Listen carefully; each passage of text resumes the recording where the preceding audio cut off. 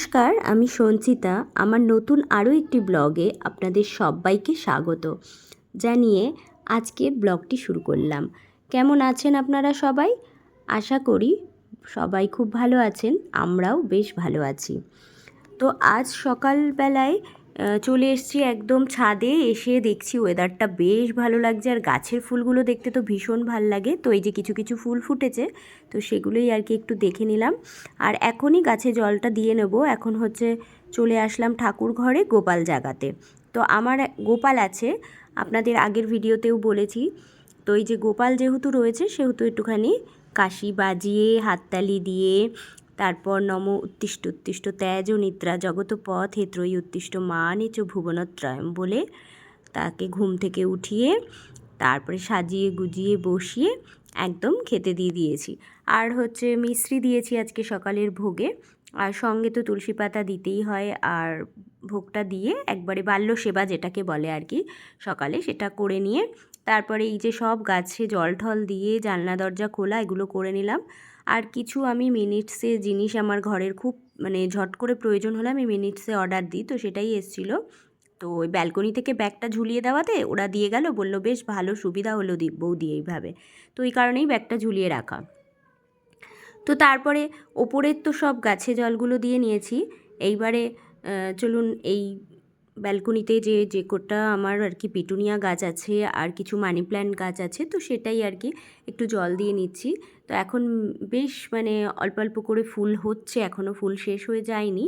তো ভালোই লাগে। তো যতদিন জল ঠল দিয়ে যত্ন করব ততদিন গাছগুলো ভালো থাকবে আর ফুল দেবে, আর দেখতেও ভালো লাগবে। আর বাড়িতে এরকম একটা ব্যালকনি থাকলে ফুল গাছ থাকবে না, ভালো লাগে না। তা আর এই যে কিছু কিছু জিনিস এই যে মুদি দোকান থেকেও এসেছিলো, কিছুটা জিনিস আমি মিনিটস থেকেও এনেছিলাম। যেমন এই বিস্কুটের প্রয়োজন ছিল, তো সন্ধ্যাবেলায় না সবাই একটুখানি অন্য ধরনের বিস্কুট খেতে চায়, একটু নোনতা কিছু বিস্কুট, বা ঘরে কেউ আসলে না তাকে একটু নোনতা টাইপের বিস্কুট দিয়ে চা দিলে বেশ ভালো হয়। আর বাচ্চারা আবার এক এক সময় মিষ্টি বিস্কুট খেতে চায়, তো অনেক দিন ওই হরলিক্স বিস্কুটটা আনা হয় না, তো ওই হরলিক্স বিস্কুটটাও আনিয়ে নিয়েছি। তো এই নোনতাটাও রেখে দিলাম গুছিয়ে, কারণ কি সকালে এখন চা বসিয়েছি।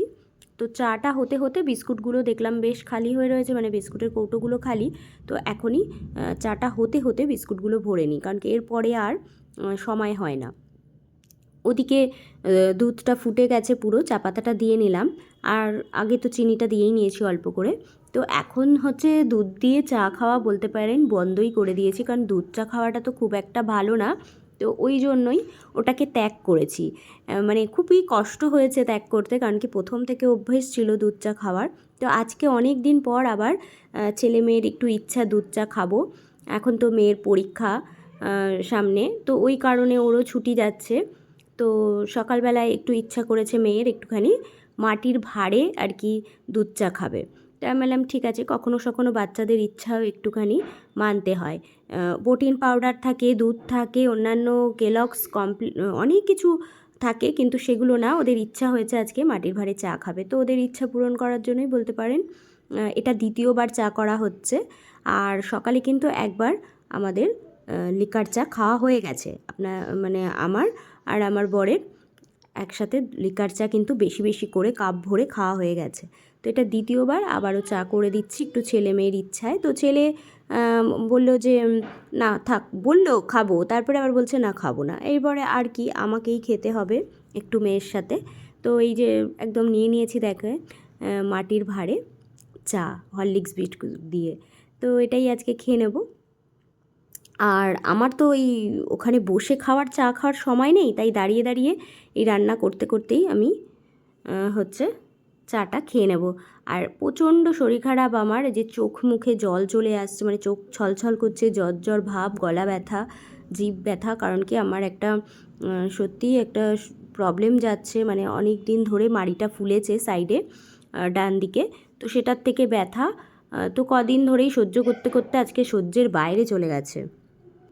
ওটাই বলছিলাম আর কি। আর এদিকে এই সমস্ত যতই শরীর খারাপ থাক, ছেলে স্কুল আছে, তো স্কুলে যাওয়ার জন্য ও রেডি হয়ে গেছে। এবার ওর টিফিনও করতে হবে। ওদিকে বাটারে পাউরুটি ছেঁকে নিয়েছে, এরপরে স্যান্ডউইচ বানানো হবে, আর সেটাই আমাকে ও বোঝাচ্ছে এইভাবে এইভাবে করবে। তো এই যে দেখো মেয়োনিজ আর হচ্ছে এখানে ডিম, পেঁয়াজ, এই 3টে জিনিস লাগবে, এছাড়াও টমেটো সস লাগবে আর হচ্ছে চাট মশলা লাগবে। এগুলো দিয়ে কিন্তু আমি এই স্যান্ডউইচটা আর কি বানাবো। এটা সবটাই আমার ছেলে আমাকে বলে দিচ্ছে, কারণ কি এরা তো সব ফোনে দেখে এই সমস্ত, তো এইভাবেই আর কি বানিয়ে নেব।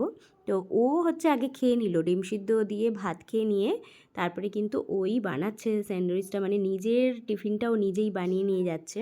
এটা মানে আমার চোখে দেখেও অনেক শান্তি যে হয়তো আমার ছেলে একটু বড়ই হয়ে গেছে, ওর থেকে আমি শিখছি স্যান্ডউইচ বানানো।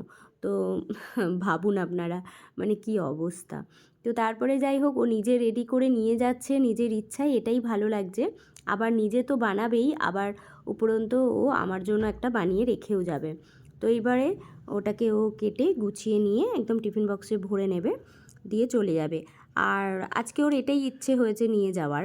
এমনি স্কুলে টিফিন অন্যান্যও অনেক সময় বানিয়ে দিই, চাউমিন বানিয়ে দেওয়া হয়, অনেক সময় অনেক কিছু বানিয়ে দেওয়া হয়, পরোটা তরকারি, রুটি তরকারি, তো এই সমস্ত সঙ্গে একটা ফল দিয়ে দিই। কিন্তু আজকে ওর ইচ্ছা হয়েছে এটাই ও বানিয়ে নিয়ে যাবে। তো যেটা আর কি ইচ্ছা বাচ্চাদের, তো সেটাতেই খুশি থাকে। তো সেরকমই ও বানিয়ে নিয়ে যাচ্ছে, আর আস্তে আস্তে কিন্তু ওর বিকেল 4:30 হয়ে যাবে, তো অনেকটা সময়। তো এরকমই ও 2টো পাউরুটি বানিয়ে নিয়ে যাচ্ছে, এই যে এরকমভাবে রেডি করে একদম সাজিয়ে গুজিয়ে স্কুলে চলে যাবে। আর ও স্কুলে চলে গেলে তারপরে আমার অন্যান্য কাজগুলো শুরু হয়, সমস্ত যুদ্ধ বলতে পারেন। আর সকাল থেকে তো আমি ঘুম চোখ খুলেই বিছানা তোলা, ঘর ঝাড় দেওয়া এগুলো করেই নিই। তো তারপরেই কিন্তু গোপালটা জাগাতে যাই, বাল্য সেবাটা আর কি দিতে হয়, ওটা ওই দিকে আর কেউ যায় না। আর এদিকে আবার এই সকালে ওদের খেয়ে যাওয়া, আবার টিফিন নিয়ে যাওয়া, দুজনকে রেডি করে দেওয়া, কম বেশি মেয়েকেও একটু চুল বেঁধে দেওয়া রেডি করে দিতে হতো যদি স্কুল থাকতো, যেহেতু এখন স্কুল নেই সেহেতু আর কি। ওই হচ্ছে কে শরীরটা আমার এতটাই খারাপ, তো আমি ওকে আবার দিতে যাব, আবার আনতে যাব, তো সেই ক্ষমতা আমার নেই, প্রচণ্ড শরীরটা খারাপ হয়েছে, তাই ওই আজকে প্রচন্ড কষ্ট হচ্ছে বুকে। এক একটা বাড়ি কাশি যখন হচ্ছে না, এত বুকটার মধ্যে জ্বালা পোড়া করছে, এগুলো একদম মনে হচ্ছে যে কবগুলো জমে রয়েছে, ওগুলো বিরানো খুব দরকার। তো ওই জন্য শরীরটা ভীষণ খারাপ লাগছে। অন্যান্য যে প্রবলেমগুলো ছিল সেগুলো ওষুধ খাওয়াতে কমেছে, কিন্তু কাশিটা যেহেতু কমছে না, তাই প্রচন্ড কষ্ট হচ্ছে। তো ওই কাশির জন্য একদিকে ওষুধ খাচ্ছি, ব্যাপার নিচ্ছি, গার্গেল করছি, আবার ওদিকে ওগুলোরও চিকিৎসা চলছে। তো ওগুলোর জন্য অনেকগুলো ওষুধ দিয়েছে। তো চলো তোমাদেরকে ওষুধগুলো শেয়ার করি। কালকে রাত্রি থেকে মানে যুদ্ধ শুরু হয়েছে ওষুধ খাওয়ার, কারণ কি আর পারলাম না সহ্য করতে। ভেবেছিলাম মেয়ের পরীক্ষাটা শেষ হোক, তারপরে কারণ কি আমি ডাক্তারের কাছে গেলেই ডাক্তার আমাকে বলবে এটা করতে ওটা করতে, দাঁত তুললেই তো আমি 2-3 দিন অসুস্থ থাকবো, একটা দুর্বলতার ব্যাপার আছে, দাঁত তুললে মানে 2-3 দিন মানে খাওয়া দাওয়ার প্রবলেম থাকে, অনেক ব্যাপার থাকে। তো আমাকে নিয়ে সবাই ব্যস্ত হয়ে পড়বে, ওর পরীক্ষা তার 2 দিন পর দাঁতটা পরীক্ষাটা হোক তুলবো। কিন্তু এত মানে বলে না যে ভগবান যে সব কিছু তোমার ইচ্ছায় হবে না, তো মানে এটাই হচ্ছে ব্যাপার। মানে আমার ইচ্ছা মতো আমি চলবো, ডাক্তার দেখাবো, তারপর চিকিৎসা করিয়ে সুস্থ হবে, এটা হবে না। পরিস্থিতিটা এমনই, এত পরিমাণে মানে দাঁতের কোনায় মারি ফুলে এত ব্যথা, জানি না আর সহ্য করতে পারছি না। তো নানান রকম করে চেষ্টা করেছিলাম, নুন গরম জল দিয়ে গার্গেল করে অনেক কিছু করে, কমছে না। তারপরে ভাবলাম ঘরের কাছে ভালো ডাক্তার, ভীষণ ভালো হাত ওনার, উনি মানে দাঁত তুললেও বলে ব্যথা লাগে না খুব একটা, মানে দাঁতটা তুললে তো অবশ্যই নাই, ব্যথা লাগেই না। তো তারপরেও এমনভাবে উনি ওষুধগুলো দিয়ে কেয়ার করে যে মানে ব্যথাটা তো মালুম পাওয়া যায় না। তো ওই কারণে ভাবলাম যা হবে হবে, তোমাকে তুলে ফেলতেই হবে, তুলেই ফেলবো। কিন্তু ওই মারি ফোলাটা, ওটা কালকে যাওয়ার পর জানতে পারলাম, ডাক্তার বললো যে ওটা হয়তো আক্কেল দাঁত বেরালেও বেরাতে পারে। তো আক্কেল দাঁত যদি বেরোয়, মারি ভেদ করে আক্কেল দাঁত বেরানো মানে প্রচণ্ড কষ্ট, এই ব্যথা আপনাকে সহ্য প্রায় সময় করতে হবে, ওষুধ খেয়ে কমবে আবার হবে। তো ওটার একটাই উপায়, যদি ওটা এক্সরে করতে হবে, এক্সরে করে আগে শিওর হতে হবে যে সত্যিই মারি থেকে মানে ওখান থেকে আমার আক্কেল দাঁত বেরোচ্ছে কিনা। যদি আক্কেল দাঁত বেরিয়ে থাকে, মানে বেরোবে তো না, ও বেরানোর জন্য চেষ্টা করবে আর আমি ব্যথায় কষ্ট পাবো। তো ওর জন্য ওটার একটাই উপায়, ওটা ওই মাড়িটাকে কেটে একটা সার্জারি হবে, ছোটো সার্জারি করে ওই দাঁতটাকে পুরো তুলে ফেলে দেবে। তার মানে আমার 2টো দাঁত তুলতে হবে এখন। দুটো দাঁত তোলা কি মুখের কথা বলো, আর সার্জারি যেটা করবে মাড়িটা কেটে ওটা বের করা, ওটা একটা ছোট্ট সার্জারি। তো ওটাতে আমি ভয়ে মরে যাচ্ছি, আমি এমনি এই সমস্ত ভয় পাই। তো সবাই বলছে যে না কোনো ভয় নেই, ওটা উনি ঠিকই ব্যবস্থা করে দেবে। আমি চাইছি যেন এক্সরে রিপোর্টে কোনো খারাপ না আসে, আক্কেল দাঁত যেন না হয়, ঠান্ডা থেকে যেন ফোলে, তাহলে বলতে কমে যাবে। যদি ঠান্ডা থেকে ফুলে থাকে বা কোনো খাবারের খোঁচা বা কিছু খাবার জমে ওখানটা মারি ফুলে যায়, অনেক রকম সমস্যা হতে পারে, তো সেটা হলে কমে যাবে। উনি যে ওষুধ দিয়েছে তাতেই কমে যাবে, 5 দিন ওষুধ খেতে হবে। তো দেখা যাক, আমি ঠাকুরের কাছে খুব করে বলছি যেন আমার সার্জারি না করতে হয়, ছোটো হোক আর বড় হোক, সার্জারি হয়। আমার মুখের ভেতর তো ভীষণ কঠিন কষ্ট হবে, বুঝতেই পারছো, এমনি খাওয়া দাওয়া অনেকদিন ধরেই বন্ধ, আর আমাকে দেখেও বুঝতে পারছো। তো হট করে শরীরটা খারাপ হয়ে গেল এই মেয়ের পরীক্ষার মধ্যে। তো যাক, তবু ছেলে পরীক্ষা আজকে লাস্ট স্কুল, ও দিয়ে আসলো, আমি আজকে ওকে দিয়ে আসতে যেতে পারলাম না, কারণ ঘরের কাজগুলো আসতে ধীরে সারি, সময় মতন স্নান করি, ঘরে পুজো দিয়ে এগুলো করতে থাকি, আর রান্না তো করতেই হবে। আমার তো নিজে খাচ্ছি, যত কষ্টই হোক খেয়ে নিচ্ছি, খেতে তো হবে, ওষুধ খাচ্ছি করা, আর ওদের জন্যও রান্না করতে হবে। তো আজকে রান্না করবো, চলো বাঁধাকপি করবো। সকালে তো দেখলে এক টিফিন নিয়ে সকালে চা নিয়ে কতটা সময় চলে গেল। এরপরে এখন হবে, আর ভাতও হয়েছে, ডিম সিদ্ধ হয়েছে, ওইদিকে টিফিন ওইটা করে দিয়েছি ওদের দুজন, আমার নিয়ে খাই না, পাউরুটিও ভাতই খাবে, আর এদিকে আমিও ভাত খাবো। তো ভাত খাওয়ার আগে চলো তোমাদের ওষুধগুলো দেখাই, যে কতগুলো ওষুধ সকাল থেকে শুরু হয়েছে, ওষুধ মানে রাত্রি থেকে ওষুধ, মানে পর ওষুধ। চলো, যে একটা স্যান্ডউইচ বানিয়ে রেখে গেছিলো ও, আর 2টো নিয়েছিল, তো মেয়ে তো খায় না, তো আমাকে এটাই খেয়ে নিতে হবে, আর ভাত খেতে ইচ্ছা করছে না, এটাই এখন খেয়ে নেব। কত ধরনের ওষুধ। এটা হচ্ছে কাশির সিরাপ, এটা খেতে হবে ব্রেকফাস্টের পরে। এখানে দেখো এই যে খাওয়ার পরে জলে গুলে সকালে একটা রাতে একটা, ঠিক আছে? খাওয়ার পরে খেতে হবে এটা, এটাও খাওয়ার পরে, ঠিক আছে? দুপুরে, সকাল, দুপুর, রাত্রি 3 বার।